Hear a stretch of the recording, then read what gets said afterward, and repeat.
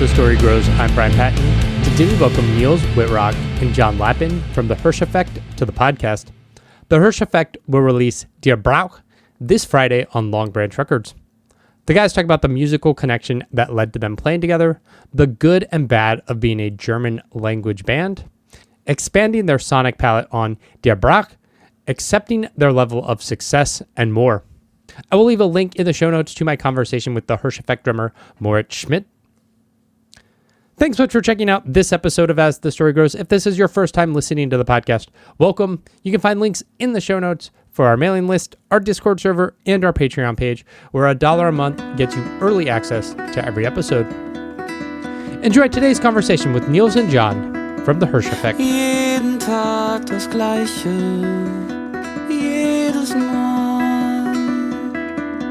Wo sind all die Leute, die ich nie sehen wollte?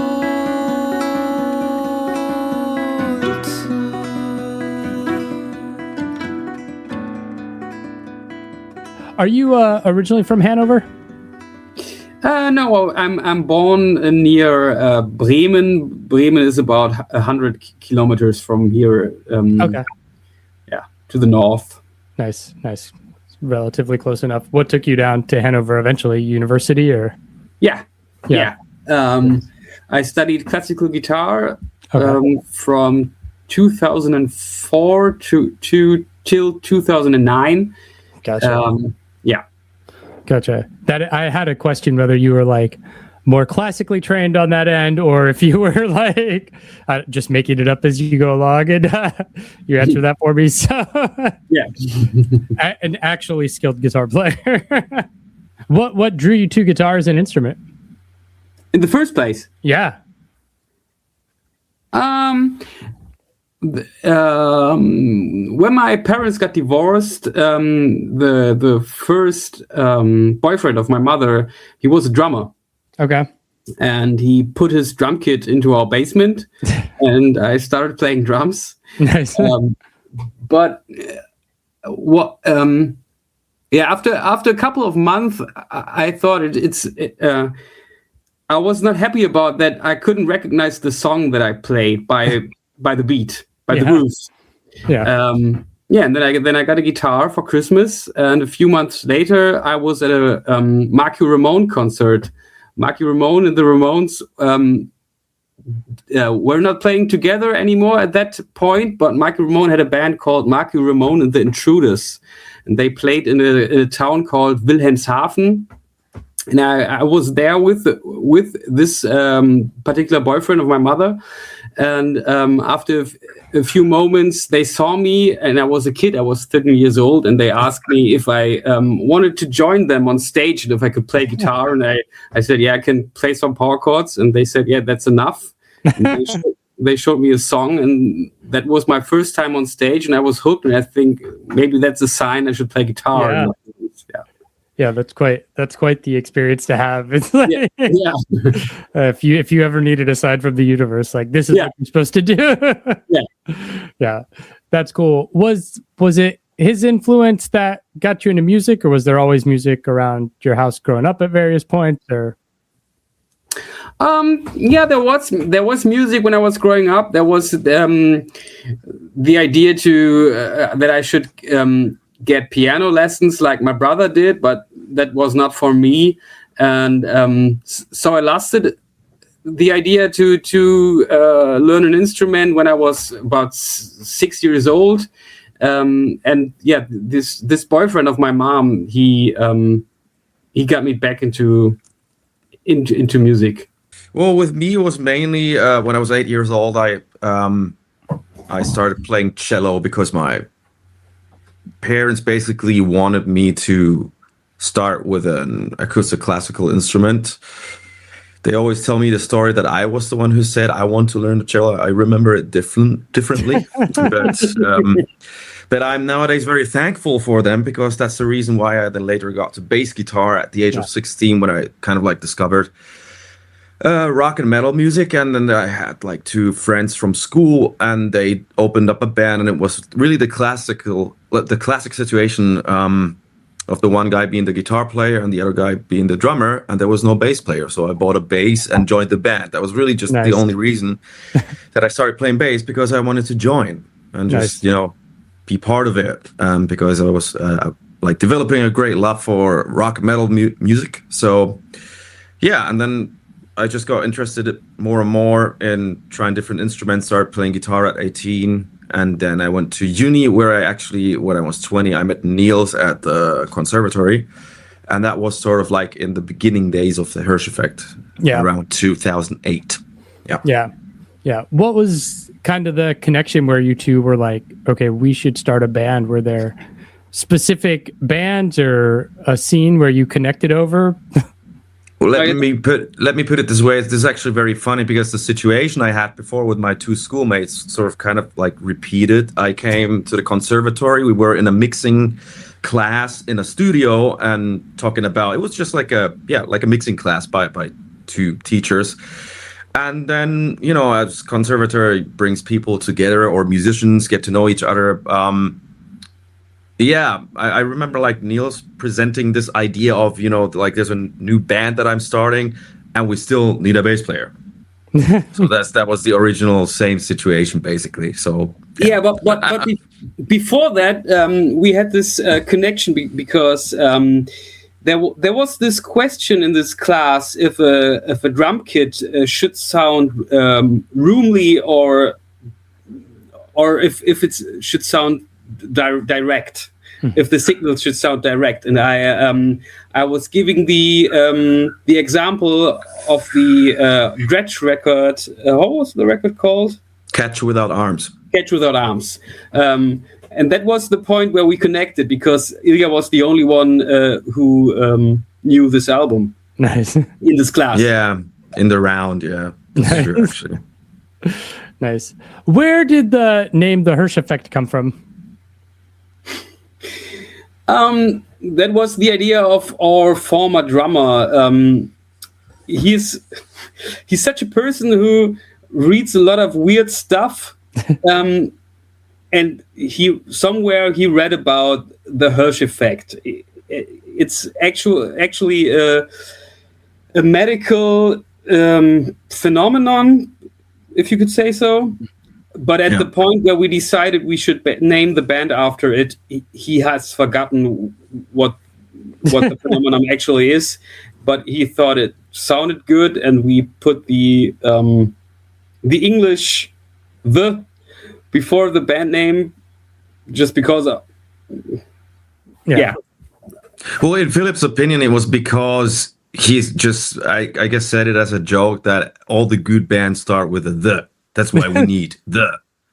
Yeah, the Metallica, the Slayer. Them, exactly. All the good bands with the. I am always curious. I mean, when I talk to Moritz for the last record, and you said it here, like your English is not good. Was that just? And by the way, if you asked me to conduct a whole interview in German, I would be fucked and not participate. So your English is much better than my German. Yeah. Was that just kind of the impetus for being a band who always sung in German? And why has that been a sticking point throughout the band's career? Yeah. In the first place, it was just the only solution. It just makes sense to sing in German. There are also a lot of bands that I listen to that sing in German, and if I wanted to express myself and express my feelings, I would still say I need to write lyrics in German. But later on, we still ask ourselves if that was a good idea.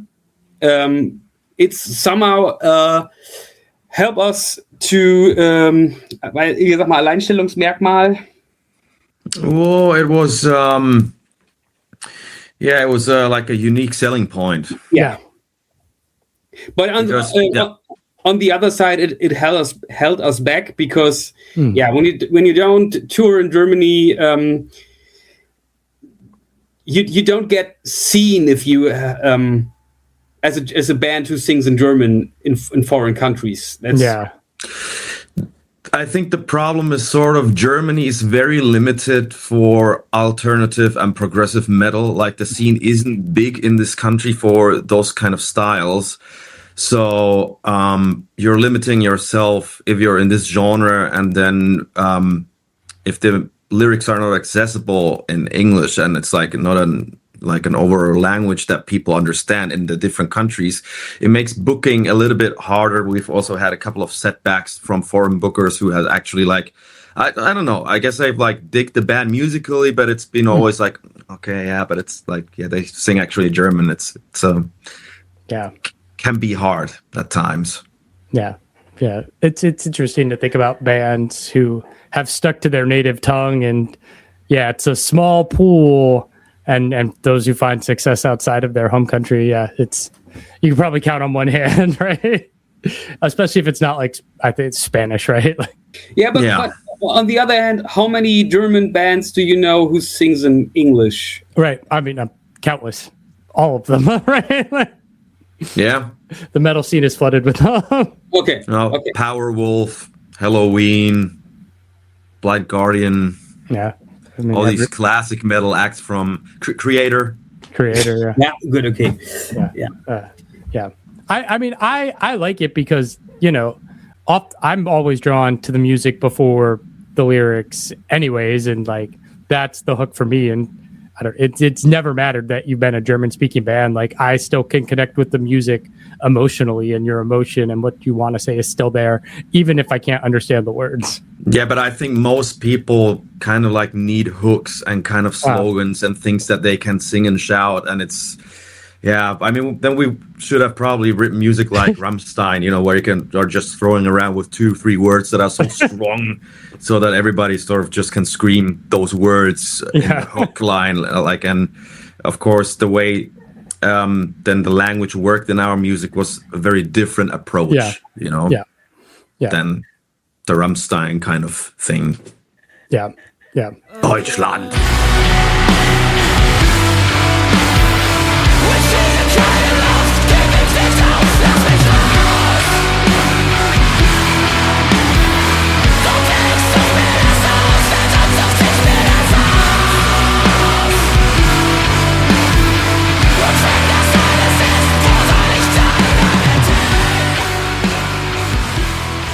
Let's talk about this new record. I'm curious about the musical process. When I listened to the last record, I loved the diversity of the record, how at times it was, as heavy as Between the Buried and Me. And there are other moments that remind me of like a Sigur Rós, Explosions in the Sky, very beautiful and open and ambient.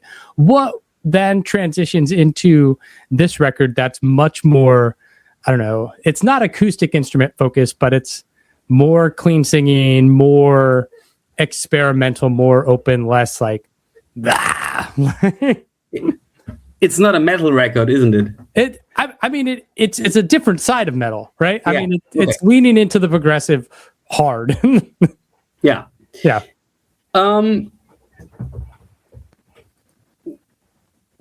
in 2013, we were touring with the Dillinger Escape Plan, and from that point on,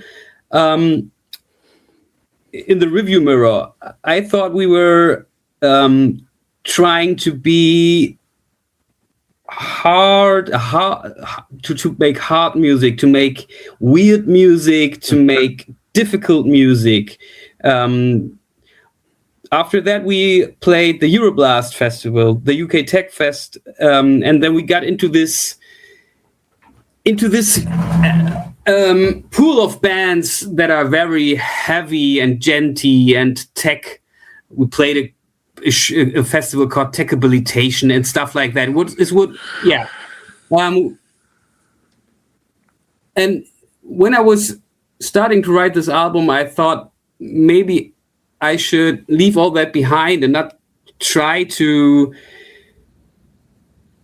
make this music that I thought in the review mirror we were supposed to do. it's not like that we thought maybe it's not like that we thought we should write a particular style because that sells good or anything, but somehow I think in the review mirror we had this road where we were on, where we thought we should go, and this road started somewhere in 2013, right after our second album. Okay. And my idea was to go back to that point, to 2012, and see which other road the band could have taken from that point on. If this whole tech genty thing wouldn't have happened to us. What was that then writing process looking like? I mean, I know it. When I talked to Moritz before, is like your band is very democratic, right? If 2 out of 3 agree on something, that's the road you go. Like, was there ever any battle or struggle as a band as to like, is this really the route and decision we want to go musically? There have been many struggles, but not with this record, because I was asking my bandmates if I could make this record even if they don't have time for that, or if they don't see themselves at a situation in their lives where they want to write a Hirsch Effekt record. And I asked them if they were fine with me doing it on my own.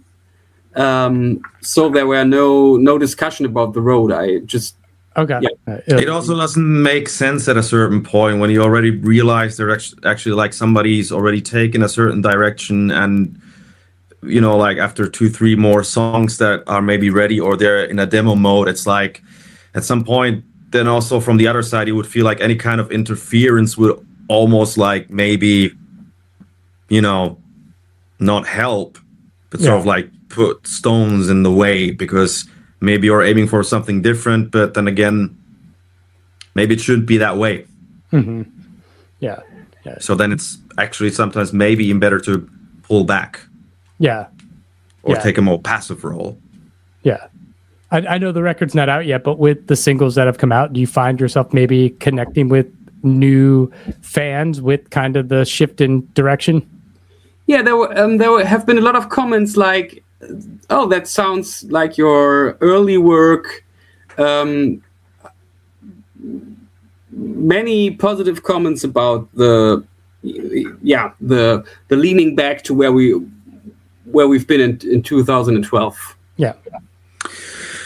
Yeah, it's a little bit difficult to tell if it's really new people who have engaged with the music, because I get the impression it's more like being the same people who have also been around, but they're actually like quite happy with the new material.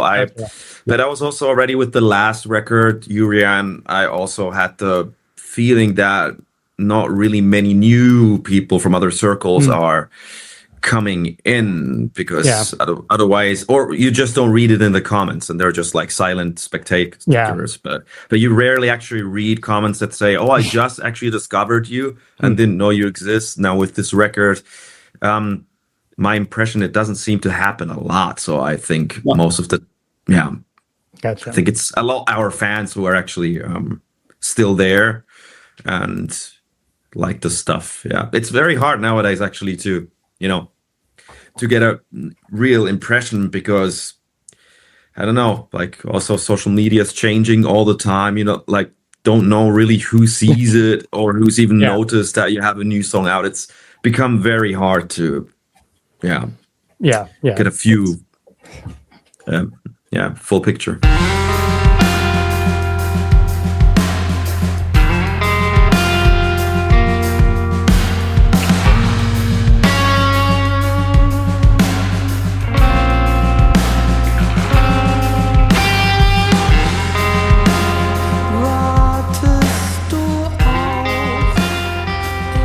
Album is called Der Brauch.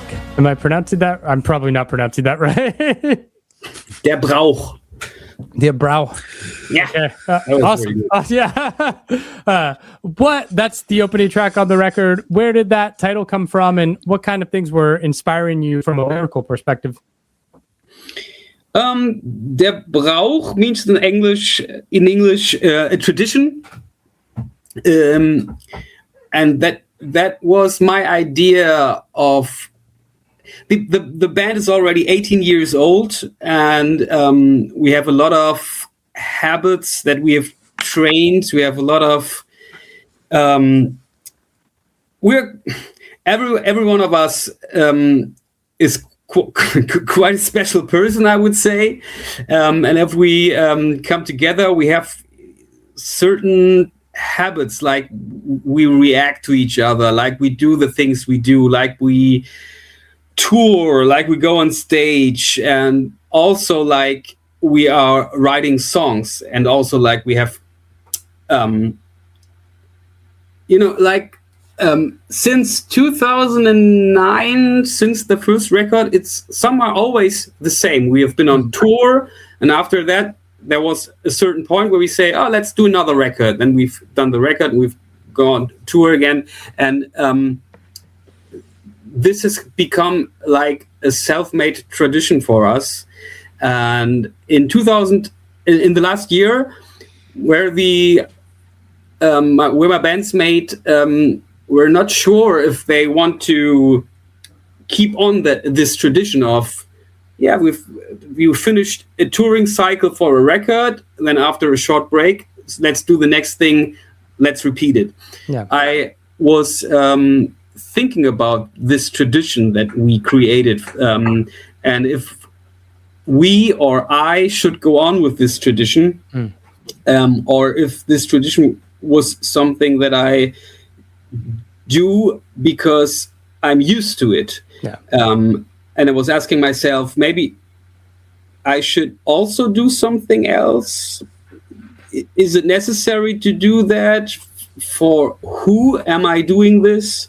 These were the questions I asked myself, and I thought Der Brauch is a pretty good title for that. Yeah, nice. With that kind of thinking in mind, the album's out the end of this month. You have a bunch of shows starting in February in Germany. Is that kind of that plan? This kind of the album's out, play this like month of shows, and then I don't know, see what happens, or are you looking for bigger plans for later in the year? No, there are no bigger plans. We have bigger plans. We haven't talked about that actually. But we've come also a little bit to realize, Germany is not this huge country like the States. Yeah. And we used to play always like 2 tours a year, many years, like at the beginning of a year, then later in the year. And it always didn't work out well with every show being, a success and these kind of things. So actually we found out if we do a little bit more compact version and maybe just go on a tour once in a year, maybe for 16 shows or something like that, usually those shows will be more packed than if we would, constantly be present, traveling the country. And then a half year later, again, play somewhere near Hamburg where we just played 5 months ago in the club. You know what I mean? Like it can be counterproductive. And we used to do that for many years, play like everywhere, a bunch of shows. And at the moment, at least I am digging this version of like making yourself a little bit rarer and pulling the people to that event for the happening. You know what I mean? Like Hirsch Effekt is only coming once in a year to Berlin, and if you missed it, you missed it. Yeah. You don't want to miss out. But then we've now developed a new tradition that we're probably at the end of each year, I don't know, maybe going to play like a hometown show in Hanover, which was not the case for a long time. Yeah.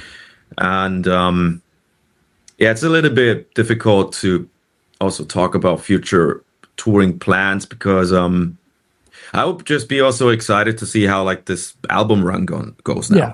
With those 16 cities, Like, yeah. Yeah, it sounds like you've freed yourself from any sort of pressure or ideas of like making it or taking over Europe or Germany, and it's just like refinding a way to enjoy making music and playing shows and not burning yourself out. Not burning ourselves out, yeah, but I think after the pandemic, we had one album, Urian, and after that, I thought, okay, maybe. Well, let me say it otherwise. Before the pandemic, I thought that we were always taking the next level from album to album, and after the pandemic, I realized that maybe this is the level that we reached, and maybe we will stay there at this level, at this amount of people in the audiences. And with this album, and in the last year, I made my freedom with that, because the last tour that we played in 2025, which was actually not a Urian tour, it was just a tour without a reason. It was a pretty good tour, and we had a good connection as a band. And the audiences were great, even if they were not bigger than we were used to. But it's not a bad thing to play in Hamburg for 200 people, or to play in Hanover for 300 people. It's it's not a bad thing. There are many people who would love to do that with their own music. And Of course. And that's what I try to embrace.